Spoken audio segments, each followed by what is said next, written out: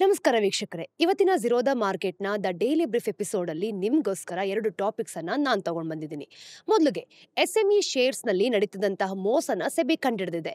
Pump and dump ಅಂತ ಹೊಸ trick ಕೂಡ ಬಯಲಾಗಿದೆ ಗೊತ್ತಾ. ಇದಾದ್ಮೇಲೆ ಇಂಡಿಯಾದಲ್ಲಿರುವಂತಹ ಕಾರ್ ಬಿಸ್ನೆಸ್ 2025ಗೆ ಚೆನ್ನಾಗಿ ಶುರು ಮಾಡ್ತಿದೆ. ಸೇಲ್ಸ್ ಜಾಸ್ತಿ ಆಗ್ತಿದೆ ಒಂದ್ ಕಡೆ ನೋಡಿದ್ರೆ, ಆದ್ರೆ ಟ್ರೆಂಡ್ ಕೂಡ ಚೇಂಜ್ ಆಗ್ತಿದೆ. ಇದ್ರ ಬಗ್ಗೆ ನಾವಿವತ್ತು ಡಿಸ್ಕಸ್ ಮಾಡೋಣ. ಹಣಕಾಸಿನ ವಿಷಯ ಹಾಗೂ ಫೈನಾನ್ಷಿಯಲ್ ಮಾರ್ಕೆಟ್ ಅಲ್ಲಿ ನಡೆಯುವಂತಹ ಚೇಂಜಸ್ ಬಗ್ಗೆ ನಾವಿಲ್ಲಿ ಡೀಟೇಲ್ಡ್ ಆಗಿ ಮಾತಾಡೋಣ. ಇವತ್ತು 12th ಫೆಬ್ರವರಿ ವೆಡ್ನೆಸ್ಡೇ. ನಾನು ನಿಮ್ಮ ಹೋಸ್ಟ್ ಚಂದನಾ ಗೌಡ. ನೀವು ನಮ್ಮ ಕಾರ್ಯಕ್ರಮವನ್ನ ಕೇಳಬೇಕು ಅಂತ ಅನ್ಕೊಂಡಿದ್ರೆ ಆಪಲ್ ಮತ್ತೆ ಸ್ಪಾಟಿಫೈ ಪಾಡ್ಕಾಸ್ಟ್ ಅಲ್ಲಿ ಕೇಳಬಹುದು. ಒಂದು ವಿಷಯ ನೆನಪಿರ್ಲಿ, ಯಾವುದೇ ರೀತಿಯಾದಂತಹ ಸ್ಪ್ಯಾಮ್ ಮಾಡ್ತಿಲ್ಲ. ಪ್ರತಿಯೊಂದು ಲಿಂಕ್ ಸಹ ಕಮೆಂಟ್ ಸೆಕ್ಷನ್ ಅಲ್ಲಿ ಅವೈಲೇಬಲ್ ಇದೆ. ಬನ್ನಿ ಕಾರ್ಯಕ್ರಮವನ್ನ ಶುರು ಮಾಡೋಣ. ಸೆಬಿಯಿಂದ ಎಸ್ಎಂಇ ಫ್ರಾಡ್ಸ್ ಮೇಲೆ ಕ್ರಮ ಬಂದಿದೆ. ಕಳೆದ ಕೆಲವು ವರ್ಷಗಳಿಂದ ಇಂಡಿಯಾದ small and medium enterprises SME ಅಂತ ಏನ್ ಕರಿತೀವಿ ಅಲ್ವಾ, ಇದು ಸ್ಟಾಕ್ಸ್ ಜಾಸ್ತಿ ಬೆಳೀತಿದೆ ಅಂತ ಹೇಳ್ಬೋದು. ಬಿಎಸ್ಸಿ ಎಸ್ಎಂಇ ಇಂಡೆಕ್ಸ್ ಒಂದು ಲೈನ್ ನಲ್ಲಿ ಮೇಲಕ್ಕೆನೆ ಹೋಗ್ತಾ ಇದೆ. ಇದ್ರ ಹಿಂದೆ ತುಂಬಾ ಸುಳ್ಳು ಕಥೆಗಳು ಹರಿದಾಡ್ತಿದೆ. ಎಲ್ಲಾ ಕಡೆ ಮಲ್ಟಿ ಬ್ಯಾಗರ್ಸ್ ಇದ್ದಾರೆ. ಎಸ್ಎಂಇ ಸ್ಟಾಕ್ಸ್ ಒಂದು ವರ್ಷದಲ್ಲಿ 10 ಪಟ್ಟು ಜಾಸ್ತಿ ಬೆಳವಣಿಗೆಯನ್ನ ಕಂಡಿದೆ. ಆಗಸ್ಟ್ ನಲ್ಲಿ 2 ಆಟೋಮೊಬೈಲ್ ಶೋರೂಮ್ ಇರುವಂತಹ ಒಂದು ಕಂಪನಿಯ ಐಪಿಒ 400 ಪಟ್ಟು ಓವರ್ ಸಬ್ಸ್ಕ್ರೈಬ್ ಆಗಿತ್ತು. ಇದು ಒಂದು ಕತೆ ಅಷ್ಟೇ. ಎಸ್ಎಂಇ ಬಗ್ಗೆ ತುಂಬಾ ಕಥೆಗಳು ಇದೇ ರೀತಿ ಇದೆ. ಈಗ ಸ್ಪೀಡ್ ಆಗಿರೋ ಬೆಳವಣಿಗೆ ನೋಡ್ತಾ ಇದ್ರೆ ಸಣ್ಣ ರಿಟೇಲ್ ಟ್ರೇಡರ್ಸ್ ಇಂದ ಒಂದು ದೊಡ್ಡ ಇನ್ಸ್ಟಿಟ್ಯೂಷನ್ಸ್ ವರೆಗೂ ಕೂಡ ಬೇಗ ದುಡ್ಡು ಮಾಡೋದಕ್ಕೆ ಈ ಶೇರ್ಸ್ ನ ಕೊಂಡ್ಕೊಳ್ತಿದ್ದಾರೆ. ಆದ್ರೆ ಜಾಸ್ತಿ ಕೇಸಸ್ ನಲ್ಲಿ ಈ ಗ್ರೋತ್ ಕಂಪನಿ ಒಂದು ದುಡ್ಡು ಮಾಡ್ತಿದೆ ಅಂತಂದ್ರೆ ಅಥವಾ ಬಿಸ್ನೆಸ್ ಬೆಳೆಯೋದ್ರಿಂದ ಬಂದಿರೋದಂತೂ ಖಂಡಿತವಾಗ್ಲೂ ಅಲ್ಲ. ಇದು ಫ್ರಾಡ್ ಇಂದ ಬಂದಿರುವಂತಹ ದುಡ್ಡು. ನಾನ್ ಹೇಳ್ತೀನಿ, ಯಾರಾದ್ರೂ ಕೆಟ್ಟ ಕೆಲಸ ಮಾಡೋದಕ್ಕೆ ರೆಡಿ ಇದ್ದಾರೆ ಅಂತಂದ್ರೆ ಅವರು ಎಸ್ಎಂಇ ನ ನಡೆಸ್ಕೊಂಡು ತುಂಬಾ ಕೆಲಸನ ಮಾಡ್ಕೊಳ್ಬಹುದು. ಎಸ್ಎಂಇಗಳಿಗೆ ರೂಲ್ಸ್ ಕಮ್ಮಿ ಇರುತ್ತೆ. ಅನಲಿಸ್ಟ್ ಗಳು ಅದ್ರ ಬಗ್ಗೆ ಜಾಸ್ತಿ ಮಾತಾಡೋದಿಲ್ಲ. ಮತ್ತೆ ಇನ್ಸ್ಟಿಟ್ಯೂಷನ್ಸ್ ಚೆಕ್ ಸಹ ಇರಲ್ಲ. ಅದಕ್ಕೆ ಫ್ರಾಡ್ ಮಾಡೋದಕ್ಕೆ ಇದು ತುಂಬಾ ಒಳ್ಳೆ ದಾರಿ. ಎಸ್ಎಂಇ ಲಿಸ್ಟಿಂಗ್ ಎಕೋಸಿಸ್ಟಮ್ ನಲ್ಲಿರೋ ಈ ಗ್ಯಾಪ್ ಅನ್ನ ಯೂಸ್ ಮಾಡಿ ತಪ್ಪಿಸ್ಕೊಳ್ಬಹುದು. ಎಸ್ಎಂಇ ಕಂಪನಿಗಳು ಅವರ ಶೇರ್ಸ್ ಬೆಲೆ ಜಾಸ್ತಿ ಮಾಡೋದಕ್ಕೆ ಸುಳ್ಳು ಸುದ್ದಿಯನ್ನು ಕೂಡ ಹಬ್ಬಿಸ್ಕೊಳ್ಬಹುದು. ಅವರು ದೊಡ್ಡ ಎಕ್ಸ್ಪೋರ್ಟ್ ಆರ್ಡರ್ ಇಂದ ಗೆದ್ದಿದ್ದೀವಿ ಅಥವಾ ದುಡ್ಡು ಬರೋ ಬಿಸ್ನೆಸ್ ಗೆ ಎಂಟರ್ ಆಗ್ತಿದೀವಿ ಅಂತಾನು ಕೂಡ ಹೇಳ್ಬೋದು. ಇನ್ವೆಸ್ಟರ್ಸ್ಗೆ ಇದನ್ನ ನಂಬಿದ್ರೆ ಅವರು ಶೇರ್ಸ್ ನ ಕೊಳ್ಳೋದಕ್ಕೂ ಸಹ ಶುರು ಮಾಡ್ತಾರೆ. ಈ ಶೇರ್ಸ್ ಕಮ್ಮಿ ಇರೋದ್ರಿಂದ ಸ್ವಲ್ಪ ಜನ ಕೊಂಡ್ಕೊಂಡ್ರು ಕೂಡ ಪ್ರೈಸ್ ಜಾಸ್ತಿ ಆಗುತ್ತೆ. ಆಮೇಲೆ ಕಂಪನಿಯ ಒಳಗಡೆ ಇರುವಂತಹ ಪ್ರಮೋಟರ್ಸ್ ಆಗಿರ್ಬೋದು, ಡೈರೆಕ್ಟರ್ಸ್ ಆಗಿರ್ಬೋದು, ದುಡ್ಡನ್ನ ಈಸಿಯಾಗಿ ಮಾಡ್ತಾರೆ. ಅವರು ಕಮ್ಮಿ ಗಮನಕ್ಕೆ ಬರೋದ್ರಿಂದ ಈ ತರ ಮಾಡೋದು ಸಹ ತುಂಬಾನೇ ಸುಲಭ. ಅದಕ್ಕೆ ಇವತ್ತು 2 ಕೇಸಸ್ ಬಗ್ಗೆ ಮಾತಾಡೋಣ. ಸೆಬಿ ರೀಸೆಂಟ್ ಆಗಿ ಎಸ್ಎಂಇಗಳ ಮೇಲಿರೋ ರೂಲ್ಸ್ ಅನ್ನ ಟೈಟ್ ಮಾಡಿದೆ. ಮತ್ತೆ ಅವರ ಒಂದು ಕಲಾರಿದಾನ್ ಟ್ರೆಂಡ್ಸ್ ಲಿಮಿಟೆಡ್, ಕೆಟಿಎಲ್ ಮತ್ತೆ ಎಲ್ಎಸ್ ಇಂಡಸ್ಟ್ರೀಸ್ ಲಿಮಿಟೆಡ್, ಎಲ್ಎಸ್ಐಎಲ್ ಅಂತ ಏನ್ ಕರಿತೀವಿ ಅಲ್ವಾ, ಆ 2 ಕಂಪನೀಸ್ ಗಳಲ್ಲಾಗಿರುವಂತಹ ಸ್ಕ್ಯಾಮ್ ಅನ್ನ ಕಂಡುಹಿಡಿದಿದ್ದಾರೆ.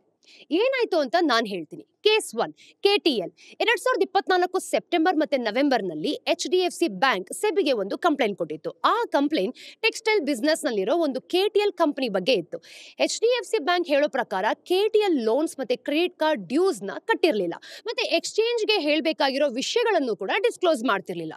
ಇದು ಒಂದು ಸಣ್ಣ ವಿಷಯ ತರ ಕಾಣಿಸಿದ್ರು ಕೂಡ ಕೇವಲ 1 ಕೋಟಿಗಿಂತ ಕಮ್ಮಿ ದುಡ್ಡು ಇತ್ತು.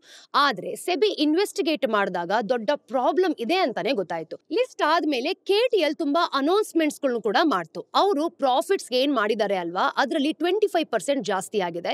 ಮತ್ತೆ ಅವರ ಒಂದು ಸ್ಟ್ರಾಟಜಿಕ್ ಎಕ್ಸ್ಪಾನ್ಷನ್ಸ್ ಮಾಡಿದ್ದಾರೆ ಅಂತ ಹೇಳ್ತಿತ್ತು. ನೋಡಿ, ಪ್ರೈಸಸ್ ನಾವು ನೋಡಿದಾಗ 300% ಗೆ ಜಾಸ್ತಿ ಆಗಿದೆ.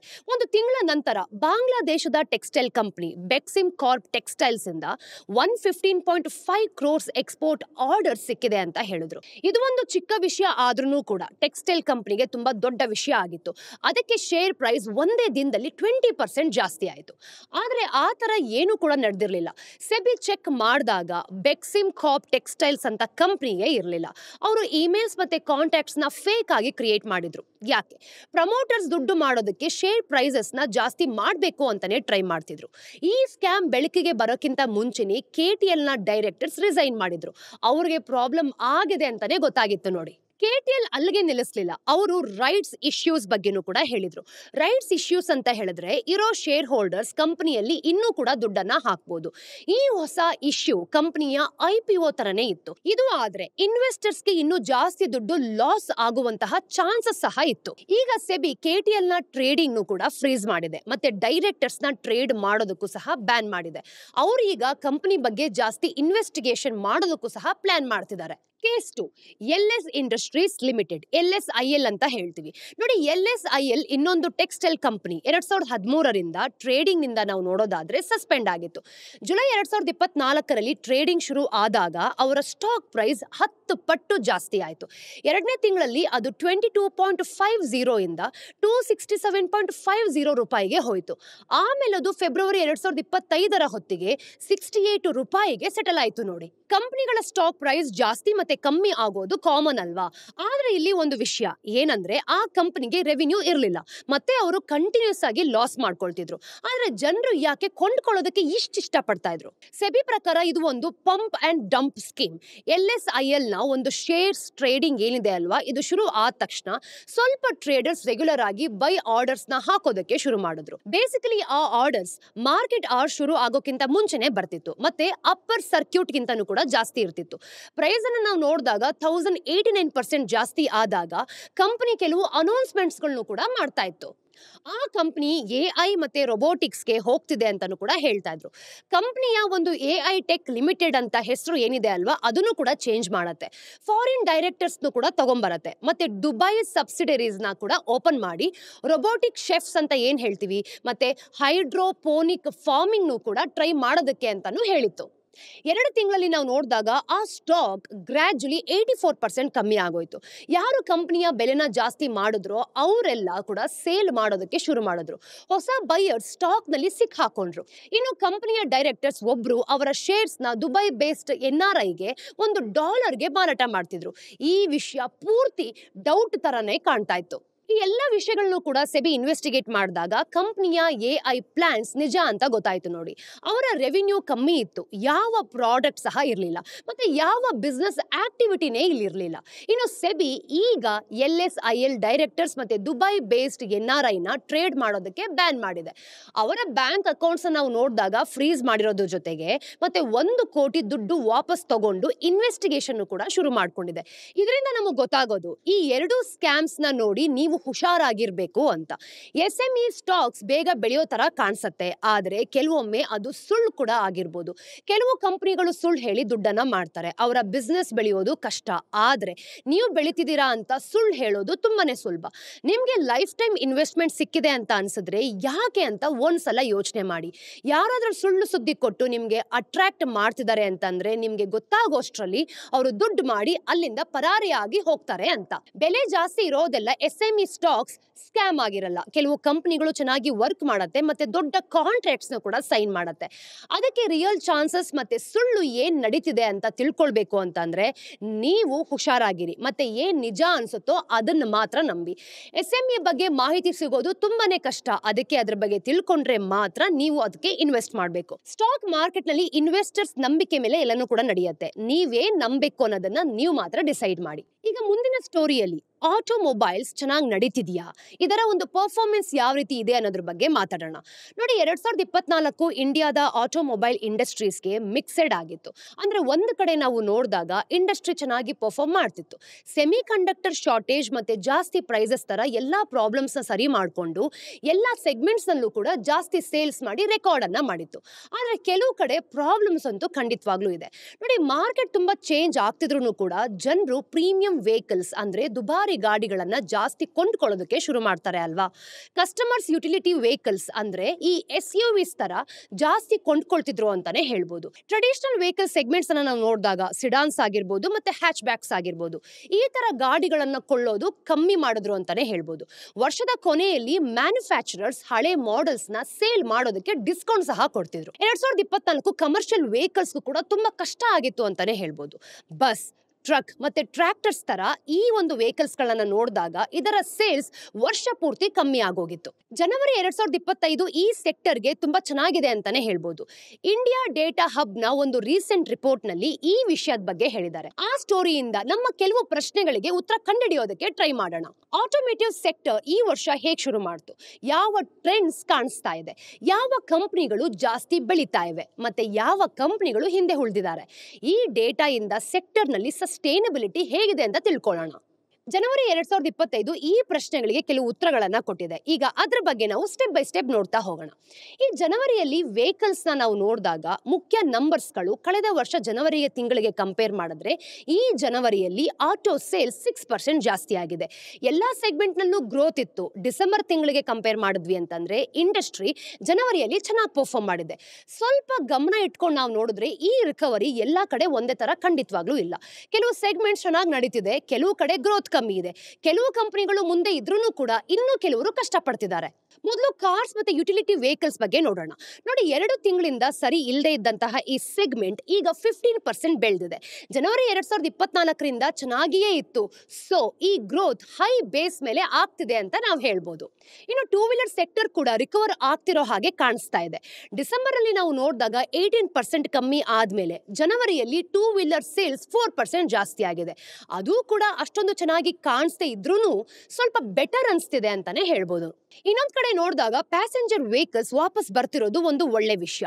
ಕಾರ್ಸ್ ದೊಡ್ಡ ಖರೀದಿ, ಜನ ಫ್ಯೂಚರ್ ಸರಿ ಇಲ್ಲ ಅಂದ್ರೆ ಕಾರ್ಸ್ ಕೊಳ್ಳೋದಕ್ಕೆ ಯೋಚನೆ ಮಾಡ್ತಾರೆ ಅಲ್ವಾ. ಈ ಸೆಗ್ಮೆಂಟ್ ಚೆನ್ನಾಗಿ ಬೆಳೀತಾ ಇರೋದ್ರಿಂದ ಜನರು ಜಾಸ್ತಿ ದುಡ್ಡು ಖರ್ಚು ಮಾಡೋದಕ್ಕೆ ರೆಡಿ ಇದ್ದಾರೆ ಅಂತ ಅನ್ಸುತ್ತೆ. ಎಲ್ಲದಕ್ಕಿಂತ ಹೆಚ್ಚಾಗಿ ಅವರು ಮುಂದೆ ಎಕನಾಮಿ ತುಂಬಾ ಚೆನ್ನಾಗಿರುತ್ತೆ ಅಂತಾನೆ ಅನ್ಕೊಂಡಿದ್ದಾರೆ. ಕಮರ್ಷಿಯಲ್ ಪ್ಯಾಸೆಂಜರ್ ವೆಹಿಕಲ್ಸ್ ಕೂಡ ಈ ತಿಂಗಳು ಚೆನ್ನಾಗಿತ್ತು. ಬಸ್ ಮತ್ತೆ ಬೇರೆ ಬೇರೆ ಪ್ಯಾಸೆಂಜರ್ ವೆಹಿಕಲ್ಸ್ ನಾವು ನೋಡಿದಾಗ 30% ಜಾಸ್ತಿ ಸೇಲ್ಸ್ ಆಗಿರೋದ್ರಿಂದ ಪಬ್ಲಿಕ್ ಟ್ರಾನ್ಸ್ಪೋರ್ಟ್ ಮತ್ತೆ ಬೇರೆ ಸಿಟಿಗಳಿಗೆ ಹೋಗೋದು ಕೂಡ ಜಾಸ್ತಿ ಆಗ್ತಿದೆ ಅಂತ ಗೊತ್ತಾಗುತ್ತೆ. ಕಳೆದ ಜನವರಿಯಲ್ಲಿ ಈ ಸೆಗ್ಮೆಂಟ್ 50% ಗಿಂತ ಜಾಸ್ತಿ ಬೆಳೆದಿತ್ತು, ಆದ್ರೆ ಈಗ ಸ್ವಲ್ಪ ಕಮ್ಮಿ ಆಗಿದೆ. ಎಲ್ಲ ಕ್ಯಾಟಗರಿ ವೆಹಿಕಲ್ಸ್ ಅದೇ ತರ ಲಕ್ ಹೊಂದಿರಲ್ಲ. ನೋಡಿ, ಟ್ರ್ಯಾಕ್ಟರ್ ಸೇಲ್ಸ್ ಅನ್ನ ನಾವು ನೋಡಿದಾಗ 2024ರ ಕೊನೆಯಲ್ಲಿ ಸ್ವಲ್ಪ ಜಾಸ್ತಿ ಆಗಿತ್ತು, ಆದ್ರೆ ಜನವರಿಯಲ್ಲಿ ಅದು ಕಮ್ಮಿಯಾಗಿ 4% ಅಷ್ಟೇ ಬೆಳೆದಿರೋದು. ಹಾಗಿದ್ರೆ ಟ್ರ್ಯಾಕ್ಟರ್ ಡಿಮ್ಯಾಂಡ್ ಯಾಕೆ ಕಮ್ಮಿ ಆಯ್ತು ಅಂತ ನೋಡೋದಕ್ಕೆ ತುಂಬಾನೇ ದಾರಿ ಇದೆ. ರೈತರು ಅವರ ಅಗ್ರಿಕಲ್ಚರ್ ಸೈಕಲ್ ನ ನೋಡಿ ಡಿಸಿಷನ್ ನ ತಗೊಳ್ತಾರೆ. ಅದಕ್ಕೆ ಅವರು ಬಿತ್ತನೆ ಟೈಮ್ ನಲ್ಲಿ ಜಾಸ್ತಿ ಕೊಂಡ್ಕೊಂಡಿರ್ಬೋದು. ಮತ್ತೆ ಈಗ ನಾವು ನೋಡಿದಾಗ ಸ್ವಲ್ಪ ಕಮ್ಮಿ ಆಗ್ತಿದೆ. ಯಾಕೆ ಅಂದ್ರೆ ಜನವರಿ 2024ರಲ್ಲಿ ತುಂಬಾ ಗ್ರೋತ್ ಇತ್ತು, ಮತ್ತೆ ಈ ವರ್ಷ ಅದು ಸರಿ ನಡೀತಿದೆ ಅಷ್ಟೇ. ರೂರಲ್ ಮಾರ್ಕೆಟ್ಸ್ ಕಮ್ಮಿ ನಡೀತಿದೆ ಅಂತ ತುಂಬಾ ಜನ ಅನ್ಕೊಳ್ತಿದ್ದಾರೆ. ಹಳ್ಳಿ ಕಡೆ ಜನರಿಗೆ ಇನ್ಕಮ್ ಜಾಸ್ತಿ ಆಗಿಲ್ಲ ಅಥವಾ ರೈತರು ದೊಡ್ಡ ಖರೀದಿ ಮಾಡೋದಕ್ಕೆ ನಿಲ್ಲಿಸಿದ್ದಾರೆ ಅಂತಾನೂ ಕೂಡ ಕಾರಣ ಇದಕ್ಕಿರ್ಬೋದು. ಇದು ಬೇಗ ತೀರ್ಮಾನ ಮಾಡುವಂತ ಟೈಮ್ ಖಂಡಿತವಾಗ್ಲೂ ಅಲ್ಲ. ರೂರಲ್ ಡಿಮ್ಯಾಂಡ್ ಇಂಡಿಯಾದ ಎಕನಾಮಿಗೆ ಎಷ್ಟು ಮುಖ್ಯ ಅಂತ ನಮ್ಮೆಲ್ರಿಗೂ ಗೊತ್ತು. ಅದಕ್ಕೆ ಇದನ್ನ ನೋಡೋದು ತುಂಬಾನೇ ಮುಖ್ಯ. ಬೇರೆ ಬೇರೆ ಕಂಪನಿಗಳು ಹೇಗೆ ಪರ್ಫಾರ್ಮ್ ಮಾಡ್ತಿದ್ದಾರೆ ಮೊದಲಿಗೆ ನಾವು ನೋಡಿದಾಗ ಟೂ ವೀಲರ್ಸ್ ಬಗ್ಗೆ ಮಾತಾಡೋಣ. ಈ ಜನವರಿಯಲ್ಲಿ ಟಿವಿಎಸ್ ಮತ್ತೆ ಐಚಾರ್ ಜಾಸ್ತಿ ಸೇಲ್ ಮಾಡಿರೋ ಕಂಪನಿಗಳು ಅಂತ ಹೇಳ್ಬೋದು. ಎರಡೂ ಕಂಪನಿಗಳು ಕಳೆದ ವರ್ಷಕ್ಕೆ ಕಂಪೇರ್ ಮಾಡಿದ್ರೆ 12% ಜಾಸ್ತಿ ಸೇಲ್ಸ್ ಅನ್ನ ಮಾಡಿವೆ. ಬೇರೆ ಕಂಪನಿಗಳು ಈ ತಿಂಗಳು ಅಷ್ಟು ಸರಿಯಾಗಿ ಮಾಡ್ಕೊಂಡಿಲ್ಲ. ಇಂಡಿಯಾದ ಎಲೆಕ್ಟ್ರಿಕ್ ಸ್ಕೂಟರ್ ಮಾರ್ಕೆಟ್ ನಲ್ಲಿ ದೊಡ್ಡ ಹೆಸರು ಮಾಡಿರುವಂತಹ ಈ ಓಲಾ ಎಲೆಕ್ಟ್ರಿಕ್ಗೆ ಜನವರಿ ಸರಿ ಇಲ್ಲ ಅಂತಾನೆ ಹೇಳ್ಬೋದು. ಕಳೆದ ವರ್ಷಕ್ಕೆ ಕಂಪೇರ್ ಮಾಡಿದ್ರೆ ಅವರ ಸೇಲ್ಸ್ 25% ಕಮ್ಮಿ ಆಗಿದೆ. ಓಲಾಗೆ ಸತತವಾಗಿ 2 ತಿಂಗಳ ಸೇಲ್ಸ್ ಕಮ್ಮಿ ಆಗಿದೆ ಅಂತಾನೆ ಹೇಳ್ಬೋದು. ಇದನ್ನ ಸರಿ ಮಾಡ್ಲಿಲ್ಲ ಅಂತಂದ್ರೆ ಅವರಿಗೆ ಮುಂದೆ ತುಂಬಾನೇ ಕಷ್ಟ ಆಗ್ಬೋದು. ಓವರ್ ಆಲ್ ಆಗಿ ಹೇಳೋದಾದ್ರೆ ಹೀರೋ ಟೂ ವೀಲರ್ ಮಾರ್ಕೆಟ್ ನಲ್ಲಿ ದೊಡ್ಡ ಪ್ಲೇಯರ್ ಆಗಿದೆ. ಮಾರ್ಕೆಟ್ ನಲ್ಲಿ 31% ಹೋಲ್ಡ್ ಮಾಡಿದ್ರು ಕೂಡ ಅದರ ನಂತರ ಬರುವಂತಹ ಹೋಂಡಾ 25.2% ಹೊಂದಿದೆ. ಟಿವಿಎಸ್ ಜಾಸ್ತಿ ಗೇನ್ ಆಗ್ತಿದ್ರು ಮತ್ತೆ ಈಗ ನಾವು ನೋಡಿದಾಗ 17.3% ಹೋಲ್ಡ್ ಮಾಡಿದೆ ಅಂತಾನೆ ಹೇಳ್ಬೋದು. ಓಲಾ ಎಲೆಕ್ಟ್ರಿಕ್ ಸ್ಕೂಟರ್ ನ ಫ್ಯೂಚರ್ ಅನ್ಕೊಂಡಿದ್ರು, ಆದ್ರೆ ಅದು ಅಷ್ಟೊಂದು ಬೆಳೆದಿಲ್ಲ. ಅದರ ಮಾರ್ಕೆಟ್ ಶೇರ್ಸ್ ಅನ್ನು ನಾವು ನೋಡಿದಾಗ 1.3% ಗೆ ನಿಂತೋಗಿದೆ. ಮತ್ತೆ ಅದು ಕೂಡ ಕಮ್ಮಿ ಆಗ್ತಿದೆ ಅಂತಾನೆ ಹೇಳ್ಬೋದು. ಇವಿ ಸೆಕ್ಟರ್ ಏನಾದ್ರೂ 19% ಬೆಳೆದ್ರು ಓಲಾ ಸೇಲ್ಸ್ ಕಮ್ಮಿ ಆಗ್ತಿದೆ. 2 ತಿಂಗಳನ್ನು ನಾವು ನೋಡಿದಾಗ ಒಂದು ಸಣ್ಣ ಟೈಮ್ ಪೀರಿಯಡ್, ಅದಕ್ಕೆ ಇದು ಸ್ವಲ್ಪ ತೊಂದರೆ ಅಷ್ಟೇ ಆಗಿರ್ಬೋದು. ಇನ್ ಕೇಸ್ ಇದೇ ತರ ಏನಾದ್ರೂ ಕಂಟಿನ್ಯೂ ಆದ್ರೆ ಟಿವಿಎಸ್ ಮತ್ತೆ ಹೋಂಡಾ ತರ ಕಂಪನಿಗಳು ಕಸ್ಟಮರ್ಸ್ ನ ಎಲೆಕ್ಟ್ರಿಕ್ ವೆಹಿಕಲ್ ಹತ್ರ ತಗೊಂಬರೋದಕ್ಕೆ ಜಾಸ್ತಿ ಟ್ರೈ ಮಾಡ್ತಿರ್ಬೋದು. ಫೋರ್ ವೀಲರ್ಸ್ ಕಡೆ ಹೋಗೋಣ. ಜನವರಿಯಲ್ಲಿ ಅದು ತುಂಬಾ ಚೆನ್ನಾಗಿ ಪರ್ಫಾರ್ಮ್ ಮಾಡಿದೆ. ಟೊಯೋಟಾ ಮತ್ತೆ ಮಹೀಂದ್ರಾ ತುಂಬಾ ಚೆನ್ನಾಗಿ ಪರ್ಫಾರ್ಮ್ ಮಾಡಿದ್ರು ಕೂಡ ಟೊಯೋಟಾ ಕಳೆದ ವರ್ಷಕ್ಕೆ ನಾವು ಕಂಪೇರ್ ಮಾಡಿದ್ರೆ 37% ಜಾಸ್ತಿ ಸೇಲ್ಸ್ ಅನ್ನ ಮಾಡಿದೆ. ಮಹೀಂದ್ರಾ ಕೂಡ 20% ಜಾಸ್ತಿ ಸೇಲ್ಸ್ ಆಗಿದೆ. ಇನ್ನು ಮಾರುತಿ ಮತ್ತೆ ಹುಂಡಾಯಿ ಹಾಗೇನೆ ಈ ಲಕ್ಸುರಿ ಬ್ರ್ಯಾಂಡ್ಸ್ ಗಳನ್ನ ನಾವು ನೋಡಿದಾಗ ಡಿಸೆಂಬರ್ ನಲ್ಲಿ ಕಷ್ಟ ಪಡ್ತಿದ್ರು, ಅದೇ ಜನವರಿಯಲ್ಲಿ ಅವರ ಸೇಲ್ಸ್ 15% ಇಂದ 20% ವರೆಗೂ ಕೂಡ ಜಾಸ್ತಿ ಆಯಿತು. ಟಾಟಾ ಮೋಟಾರ್ಸ್ ಮತ್ತೆ ಸೇಲ್ಸ್ ಕಮ್ಮಿ ಮಾಡಿದ್ರು ಕೂಡ ಕಳೆದ ವರ್ಷಕ್ಕಿಂತ 0.6% ಡೌನ್ ಆಗಿದೆ. ಟಾಟಾಗೆ ಸತತವಾಗಿ 3 ತಿಂಗಳಿಂದ ನಷ್ಟ ಆಗ್ತಿದೆ ಅಂತಾನೆ ಹೇಳ್ಬೋದು. ಟಾಟಾಗೆ ಕಾರ್ಸ್ ನ ಡಿಮ್ಯಾಂಡ್ ಮೇಂಟೈನ್ ಮಾಡೋದು ಕಷ್ಟ ಆಗಿದೆ, ಆದ್ರೆ ನವೆಂಬರ್ ಮತ್ತೆ ಡಿಸೆಂಬರ್ ನಲ್ಲಿ ಆಗಿದಷ್ಟು ಲಾಸ್ ಈ ಸಲ ಆಗಿಲ್ಲ ಅಂತಾನೆ ಹೇಳ್ಬೋದು. ಸೊ ಇದು ಸರಿ ಆಗೋಕೆ ಶುರು ಆಗ್ತಿದ್ಯಾ ಅನ್ನೋದನ್ನ ನಾವು ಕಾದು ನೋಡ್ಬೇಕು. ಇನ್ನು ಮಾರುತಿ ಫೋರ್ ವೀಲರ್ ಸೆಕ್ಟರ್ ನಲ್ಲಿ ಲೀಡರ್ ಆಗಿ ಕಂಟಿನ್ಯೂ ಮಾಡ್ತಿದೆ. 42.5% ಈ ಮಾರ್ಕೆಟ್ ಶೇರ್ ನ ಹೋಲ್ಡ್ ಮಾಡಿದೆ ಅಂತಾನೆ ಹೇಳ್ಬೋದು. ಮತ್ತೆ ಹುಂಡಾಯ್ ಕಾಲು ಭಾಗದಷ್ಟು ಮಾರ್ಕೆಟ್ ನ ಹೋಲ್ಡ್ ಮಾಡ್ಕೊಂಡಿದೆ. ಮತ್ತೆ ಮಿಕ್ಕಿದ ಇದನ್ನ ಬೇರೆ ಆಟೋ ಕಂಪನಿಗಳ ಜೊತೆನೂ ಹಂಚ್ಕೊಂಡಿದ್ದಾರೆ ಅಂತ ಹೇಳ್ಬೋದು. ಟೊಯೋಟಾ ತನ್ನ SUV ಆಫರಿಂಗ್ಸ್ ಇಂದ ಲಾಸ್ಟ್ ಇಯರ್ ಪೂರ್ತಿ ಚೆನ್ನಾಗಿ ಪರ್ಫಾರ್ಮ್ ಮಾಡಿದೆ. ಆಡಿ, BMW ಮತ್ತೆ ಮರ್ಸಿಡೀಸ್ ತರ ಲಕ್ಸುರಿ ಬ್ರ್ಯಾಂಡ್ಸ್ಗಳು ಜನವರಿಯಲ್ಲಿ 16% ಜಾಸ್ತಿ ಬೆಳೆದ್ರು ಅವರ ಟೋಟಲ್ ಸೇಲ್ಸ್ ಬರೀ 1% ಅಷ್ಟೇ. ಹೈ ಎಂಡ್ ಕಾರ್ಸ್ ಬೆಳೆದ್ರು ಅದು ಇಂಡಿಯನ್ ಆಟೋ ಇಂಡಸ್ಟ್ರಿಯ ಸಣ್ಣ ಭಾಗ ಅಷ್ಟೇ. ನಮ್ಮ ಪರ್ಚೇಸ್ ಎಷ್ಟು ಸಸ್ಟೈನಬಲ್ ಆಗಿದೆ ಅಂತ ನೋಡೋಣ. ಜನರು ಎಕೋ ಫ್ರೆಂಡ್ಲಿ ಫ್ಯೂಯಲ್ ಸೋರ್ಸಸ್ ಕಡೆ ಹೋಗ್ತಿದ್ದಾರೆ. ಇನ್ನು ಎಲೆಕ್ಟ್ರಿಕ್ 2 ವೀಲರ್ಸ್ 18.9% ಜಾಸ್ತಿ ಆಗಿದೆ. ಆದರೆ ಓವರ್ ಆಲ್ ಸೆಗ್ಮೆಂಟ್ ನಲ್ಲಿ ಬರೀ 4% ಜಾಸ್ತಿ ಆಗಿದೆ ಅಂತ ಹೇಳ್ಬೋದು. 4 ವೀಲರ್ಸ್ ನಲ್ಲೂ ಕೂಡ ಇದೇ ತರ ಇತ್ತು. ಇನ್ನು ಓವರ್ ಆಲ್ ಸೆಗ್ಮೆಂಟ್ ನಲ್ಲಿ 15% ಜಾಸ್ತಿ ಆದ್ರೆ CNG ಕಾರ್ ಸೇಲ್ಸ್ 50% ಜಾಸ್ತಿ ಆಗಿದೆ. ಮತ್ತೆ ಎಲೆಕ್ಟ್ರಿಕ್ ಕಾರ್ ಸೇಲ್ಸ್ ಅನ್ನು ನಾವು ನೋಡಿದಾಗ 32% ಜಾಸ್ತಿ ಆಗಿದ್ದು, ಡೀಸೆಲ್ ಕಾರ್ಸ್ ಕಮ್ಮಿ ಬೆಳವಣಿಗೆ ಹೊಂದಿದೆ ಮತ್ತೆ ಬರೀ 9.8% ಅಷ್ಟೇ. ಪೆಟ್ರೋಲ್ ಇನ್ನು ಜಾಸ್ತಿ ಇಂಡಿಯನ್ಸ್ ನ ಚಾಯ್ಸ್ ಆಗಿದೆ. ಮಾರ್ಕೆಟ್ ಶೇರ್ ನಲ್ಲಿ 90% ಪೆಟ್ರೋಲ್ 2 ವೀಲರ್ಸ್ಗೆ ಯೂಸ್ ಮಾಡ್ತಾರೆ. ಮತ್ತೆ ಎಲೆಕ್ಟ್ರಿಕ್ 2 ವೀಲರ್ಸ್ 6 to 8% ಅಷ್ಟೇ ಇದೆ. ಪೆಟ್ರೋಲ್ ಕಾರ್ಸ್ ನಾವು ನೋಡಿದಾಗ 60% ಸೇಲ್ ಆಗ್ತಿದೆ. ಮತ್ತೆ ಡೀಸೆಲ್ 15% ಮಾರ್ಕೆಟ್ ಶೇರ್ಸ್ ಅನ್ನ ಹೊಂದಿದೆ. CNG ಕಾರ್ಸ್ ಕೂಡ 2022 ರಲ್ಲಿ 10% ಇತ್ತು, ಈಗ 20% ಸೇಲ್ ಆಗಿದೆ. ಕಸ್ಟಮರ್ಸ್ ಫ್ಯೂಯಲ್ ಎಫಿಷಿಯಂಟ್ ಅನ್ನ ನಾವು ನೋಡಿದಾಗ ಕಾಸ್ಟ್ ಎಫೆಕ್ಟಿವ್ ಆಪ್ಷನ್ಸ್ ನ ನೋಡ್ತಿದ್ದಾರೆ. ಅದಕ್ಕೆ CNG ಮೊದಲನೇ ಸ್ಥಾನದಲ್ಲಿದೆ ನೋಡಿ. ಹಾಗಾದ್ರೆ ಸೆಕ್ಟರ್ ಹೇಗಿದೆ? ಆಟೋಮೇಟಿವ್ ಸೆಕ್ಟರ್ ಚೆನ್ನಾಗೇನೋ ನಡೀತಿದೆ, ಕೆಟ್ಟದಾಗಂತೂ ಖಂಡಿತವಾಗ್ಲೂ ಇಲ್ಲ. ಸೆಕ್ಟರ್ ರೆವಿನ್ಯೂ ಜಾಸ್ತಿ ಆಗಿರೋದ್ರ ಜೊತೆಗೆ ಡಿಸೆಂಬರ್ ನಲ್ಲಿ ನಾವು ನೋಡಿದಾಗ 11% ಜಾಸ್ತಿ ಆಗಿದೆ. ಆದ್ರೆ ಪ್ರಾಫಿಟಬಿಲಿಟಿ ಕಷ್ಟ ಆಗ್ತಿದೆ ಅಂತಾನೆ ಹೇಳ್ಬೋದು. ಡಿಸೆಂಬರ್ ಅಲ್ಲಿ ಇರುವಂತಹ ಈ ಪ್ರಾಫಿಟ್ಸ್ ವರ್ಷದಿಂದ ವರ್ಷಕ್ಕೆ 3% ಕಮ್ಮಿ ಆಗ್ತಿದೆ. ಕಂಪನಿಗಳು ಡಿಸ್ಕೌಂಟ್ಸ್ ಅನ್ನ ಜಾಸ್ತಿ ಕೊಡ್ತಿರೋದ್ರಿಂದ ಎಬಿಟಾ ಮಾರ್ಜಿನ್ಸ್ ಕಮ್ಮಿಯಾಗಿ ಪ್ರಾಡಕ್ಟ್ ಮಾರಾಟ ಮಾಡ್ತಿದ್ರು ಕೂಡ ಪ್ರಾಫಿಟ್ ಕಮ್ಮಿ ಸಿಗ್ತಿದೆ ನೋಡಿ. ಈ ವಿಷಯಗಳನ್ನ ನೆನಪಲ್ಲಿ ಇಟ್ಕೊಂಡು ನೀವು ಈ ಸೆಕ್ಟರ್ ಅನ್ನ ಹೇಗೆ ನೋಡಬೇಕು? 2024ರ ಕೊನೆಯಲ್ಲಿ ಕಮ್ಮಿ ಆಗಿದ್ದಂತಹ ಈ ಸೆಕ್ಟರ್ 2025ರ ಶುರುವಿನಲ್ಲೇ ಚೆನ್ನಾಗಿ ಬರ್ತಿದೆ. ಎಲೆಕ್ಟ್ರಿಕ್ ವೆಹಿಕಲ್ಸ್ ಈಗ ಜಾಸ್ತಿ ಫೇಮಸ್ ಆಗಿದೆ ಅಂತಾನೆ ಹೇಳ್ಬೋದು. ಆದ್ರೆ ಗ್ರೋತ್ ಎಲ್ಲಾ ಕಡೆ ಒಂದೇ ತರ ಇರಲ್ಲ. CNG ಕಾರ್ಸ್ ಪಾಪ್ಯುಲರ್ ಆಗ್ತಾ ಇದೆ ಅಂತ ಹೇಳ್ಬೋದು. ಹಾಗೇನೆ ಓಲಾ ಎಲೆಕ್ಟ್ರಿಕ್ ಮತ್ತೆ ಟಾಟಾ ಮೋಟಾರ್ಸ್ಗೆ ತೊಂದರೆ ಖಂಡಿತವಾಗ್ಲೂ ಇದೆ. ಜನವರಿ ತಿಂಗಳಲ್ಲಿ ನಾವು ನೋಡಿದಾಗ ಸೆಕ್ಟರ್ ಚೆನ್ನಾಗಿತ್ತಾ ಅಥವಾ ಮತ್ತೆ ಕಷ್ಟ ಆಗತ್ತಾ? ಓಲಾ ಎಲೆಕ್ಟ್ರಿಕ್ ಮತ್ತೆ ಟಾಟಾ ವಾಪಸ್ ಬರ್ತಾರಾ? ಇನ್ನ ಮುಂದಿನ ದಿನಗಳಲ್ಲಿ ಇದನ್ನ ನಾವು ಕಾದು ನೋಡಬೇಕು. ಸ್ನೇಹಿತರೆ, ಇದು ಇವತ್ತಿನ ಸ್ಟೋರೀಸ್ ನ ಅಪ್ಡೇಟ್. ಟಿಡ್ಬಿಟ್ಸ್ ಏನು ಅಂತ ನೋಡ್ಕೊಂಬರೋಣ. ನಂಬರ್ 1, ಬಾಂಗ್ಲಾದೇಶ್ ಅದಾನಿ ಪವರ್ಸ್ಗೆ ಪೂರ್ತಿ ಪವರ್ ಅನ್ನ ಕೊಡೋದಕ್ಕೆ ಹೇಳಿದೆ. ಜಾರ್ಖಂಡ್ ನಲ್ಲಿರೋ 1600 ಮೆಗಾವಾಟ್ ಪ್ಲಾಂಟ್ ನ ನವೆಂಬರ್ 1, 2024ರಿಂದ ಕೇವಲ 42% ಕೆಪಾಸಿಟಿಯಲ್ಲಿ ರನ್ ಮಾಡ್ತಿದ್ದಾರೆ. ಬಾಂಗ್ಲಾದೇಶದಿಂದ ದುಡ್ಡು ಕೊಡೋದು ಲೇಟ್ ಆಗ್ತಿರೋದ್ರಿಂದ ಮತ್ತೆ ವಿಂಟರ್ ಸೀಸನ್ ಡಿಮ್ಯಾಂಡ್ ಕಮ್ಮಿ ಇರೋದ್ರಿಂದ ಏನಿಲ್ಲ ಅಂದ್ರೂ ಕೂಡ 800 ಮೆಗಾವಾಟ್ ಯೂನಿಟ್ ನ ನಿಲ್ಲಿಸಿದ್ರು. ಇನ್ನು Bangladesh power development board BPDP ಅಂತ ಏನ್ ಹೇಳ್ತೀವಿ ಗೊತ್ತಾ? ಇದು 2017ರಲ್ಲಿ ಸೈನ್ ಮಾಡಿರುವಂತಹ ಕಾಂಟ್ರಾಕ್ಟ್ ಪ್ರಕಾರ ಪ್ರತಿ ತಿಂಗಳು $85 ಮಿಲಿಯನ್ ಬಾಕಿ ತೀರ್ಸೋದಕ್ಕೆ ಕೊಡ್ತಿದ್ದಾರೆ. ಇನ್ನು ಡಿಸೆಂಬರ್ ನಲ್ಲಿ ಅದಾನಿ ಪ್ರಕಾರ BPDP ಕಂಪನಿಗೆ ಸುಮಾರು $900 ಮಿಲಿಯನ್ ಅನ್ನ ಕೊಡಬೇಕು. BPDP ಚೇರ್ಪರ್ಸನ್ MD ರೀಜುಲ್ ಕರೀಂ ಪ್ರಕಾರ ಅವರು $650 ಮಿಲಿಯನ್ ಕೊಡಬೇಕು ಅಷ್ಟೇ. ನಂಬರ್ 2, ಗೋಲ್ಡ್ಮನ್ ಸ್ಯಾಚ್ ಹೇಳೋ ಪ್ರಕಾರ global hedge funds Chinese stocks ನ ಜಾಸ್ತಿ ಕೊಂಡ್ಕೊಂಡಿದ್ದಾರೆ. ಫೆಬ್ರವರಿ 3 ಹಾಗೂ 7ನೇ ವಾರದಲ್ಲಿ ತುಂಬಾ ಜಾಸ್ತಿ ಶೇರ್ಸ್ ನ ಕೊಂಡ್ಕೊಂಡಿದ್ದಾರೆ ಅಂತಾನೆ ಹೇಳ್ಬೋದು. ಚೈನೀಸ್ ಈಕ್ವಿಟೀಸ್ ಈಗ ಗೋಲ್ಡ್ಮನ್ ನ ಪ್ರೈಮ್ ಬ್ರೋಕರೇಜ್ ಬುಕ್ ನಲ್ಲಿ ಜಾಸ್ತಿ ನೆಟ್ ಬಾಟ್ ಮಾರ್ಕೆಟ್ ಆಗಿದೆ. ಅಂದ್ರೆ ಕನ್ಸ್ಯೂಮರ್ ಡಿಸ್ಕ್ರಿಷನರಿ, IT ಇಂಡಸ್ಟ್ರೀಸ್ ಮತ್ತೆ ಕಮ್ಯುನಿಕೇಶನ್ ಸರ್ವಿಸ್ ತರ ಈ ಸೆಕ್ಟರ್ ನಲ್ಲಿ ನಾವು ನೋಡಿದಾಗ ಈ ಒಂದು ಶೇರ್ಸ್ ಜಾಸ್ತಿ ಕೊಂಡ್ಕೊಂಡಿದ್ದಾರೆ ಅಂತಾನೆ ಹೇಳ್ಬೋದು. MSCI ಚೈನಾ ಇಂಡೆಕ್ಸ್ ಮಿಡ್ ಜನವರಿಯಿಂದ ಸತತವಾಗಿ 4 ವಾರ ಜಾಸ್ತಿ ಆಗಿದೆ. ಫೆಬ್ರವರಿಯಲ್ಲಿ 6% ಗಿಂತ ಜಾಸ್ತಿ ಗೇನ್ ಆಗಿದ್ರು ಕೂಡ ಮತ್ತೆ ಬೇರೆ ಗ್ಲೋಬಲ್ ಮಾರ್ಕೆಟ್ ಗಿಂತ ಚೆನ್ನಾಗಿ ಪರ್ಫಾರ್ಮ್ ಮಾಡಿದೆ ಅಂತಾನೆ ಹೇಳ್ಬೋದು. ಕೊನೆಯ titbit, oil and natural gas corporation ONGC ಇಂಡಿಯಾದಲ್ಲಿ ಮತ್ತೆ ಗ್ಲೋಬಲಿ ನಾವು ನೋಡಿದಾಗ ಎಕ್ಸ್ಪ್ಲೋರೇಷನ್ ಮತ್ತೆ ಪ್ರೊಡಕ್ಷನ್, ಎನರ್ಜಿ ಟ್ರೇಡಿಂಗ್ ಮತ್ತೆ ಬೇರೆ ಬೇರೆ ಬಿಸ್ನೆಸ್ ಏರಿಯಾಸ್ ಅಲ್ಲಿ ಜೊತೆಯಾಗಿ ವರ್ಕ್ ಮಾಡೋದಕ್ಕೆ BP ಜೊತೆ ಒಂದು MOU ನ ಸೈನ್ ಮಾಡಿದೆ. ಒಂದು ತಿಂಗಳ ಹಿಂದೆ ನಾವು ನೋಡಿದಾಗ ಮುಂಬೈ ಹೈ ಫೀಲ್ಡ್ ಗೆ BP ನ ಟೆಕ್ನಿಕಲ್ ಸರ್ವಿಸ್ ಪ್ರೊವೈಡರ್ ಆಗಿ ಅಪಾಯಿಂಟ್ ಮಾಡಿದ್ರು. ಓಪನ್ ಎಕ್ರೇಜ್ ಲೈಸೆನ್ಸಿಂಗ್ ಪ್ರೋಗ್ರಾಮ್ ಅಡಿಯಲ್ಲಿ ಆಫ್ ಶೋರ್ ಬ್ಲಾಕ್ಸ್ ಆಗಿ ಈ ಒಂದು ಬಿಡ್ ಮಾಡೋದು ಮತ್ತೆ ಡೀಪ್ ವಾಟರ್ ಎಕ್ಸ್ಪ್ಲೋರೇಷನ್ ಅಂತ ಏನ್ ಕರಿತೀವಿ ಗೊತ್ತಾ, ಈ ಪ್ರಾಕ್ಟೀಸ್ ನ ಶೇರ್ ಮಾಡೋದು ಇವರ ಉದ್ದೇಶ. ಸ್ನೇಹಿತರೆ, ಇದು ಇವತ್ತಿನ ಝೀರೋದ ಮಾರುಕಟ್ಟೆಯ ದ ಡೈಲಿ ಬ್ರೀಫ್ ನ ಅಪ್ಡೇಟ್. ನಿಮಗೆ ವಿಡಿಯೋ ಇಷ್ಟ ಆದಲ್ಲಿ ಲೈಕ್ ಮಾಡಿ, ಶೇರ್ ಮಾಡಿ, ಸಬ್ಸ್ಕ್ರೈಬ್ ಮಾಡಿ. ಮತ್ತಷ್ಟು ಇನ್ಫಾರ್ಮೇಶನ್ ಒಂದಿಗೆ ನಾನು ನಿಮಗೆ ಮುಂದಿನ ವಿಡಿಯೋಲಿ ಸಿಗ್ತೀನಿ. ಅಲ್ಲಿ ತನಕ ಟೇಕ್ ಕೇರ್.